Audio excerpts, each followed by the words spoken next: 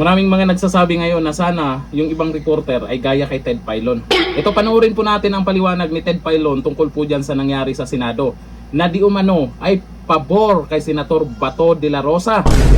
Paano nga ba nakaalis si Senator Bato de la Rosa sa Senado? Ang galing no? Ay yung iba dyan nag-iiyakan ka agad. Pagdating ni Bato de la Rosa sa Senado, nabulaga sila. Pag alis naman ni Bato de la Rosa, nabulaga na naman sila. O ito, pakinggan po natin o panoorin po natin si Ted Filon kung bakit niya nasabing pabor kay Senator Bato de la Rosa ang nangyari diyan sa Senado. Itong video. Ang naging resulta. Opo.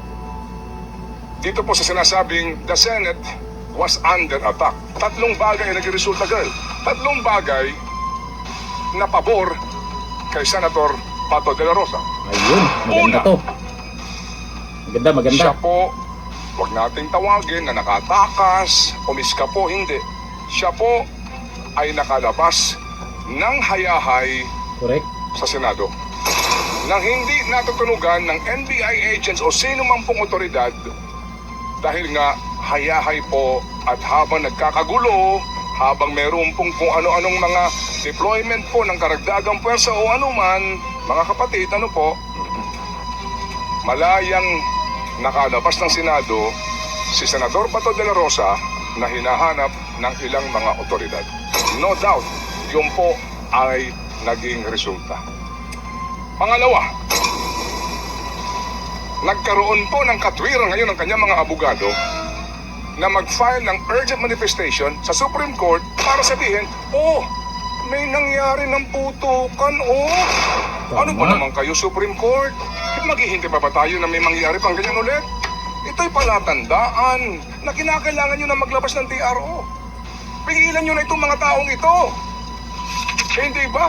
So kahapon po, urgent motion na maglabas na kayo ng TRO. So that is the result nung pong nangyaring putukan sa Senado. Pangalawa, ang pangatlo ngayon po mga kapatid, binasa po ni Senator Cayetano yung liham ng misis ni Senator Bato. Hindi po ba dapat ituring natin siyang ng kanyang mga kapwa senador? Bakit? Ano sinasabi? Nang sa ganun daw, ito, nasa pahayagan ngayon. Hindi masayang. Hindi. Ang sinasabi niya, para hindi na madamay ang mga kapwa senador, para hindi na madamay ang magandang pangalan ng institusyon, ako na lang ang lalabas. Hindi na bale.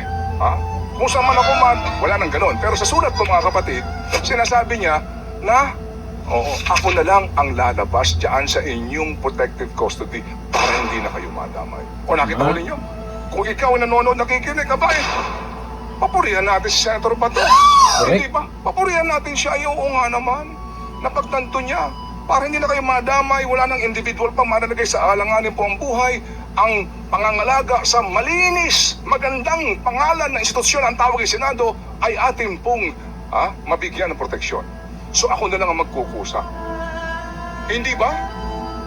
Doon pa lang po, tatlong bagay na ang naging resulta nitong sinasabing putukan na nangyari sa Senado. Hindi ba? Hindi accomplishment yan. Huwag niyo sabihin accomplishment. Yan po lamang yung naging bunga ng pangyayaring yon. Buti pa ito si Ted Filon. Nakikita niya kung ano yung totoong nangyayari diyan sa Senado. Hindi natatakpan. Sana lahat ng reporter ganito no? Totoo nga naman yung sinasabi niya.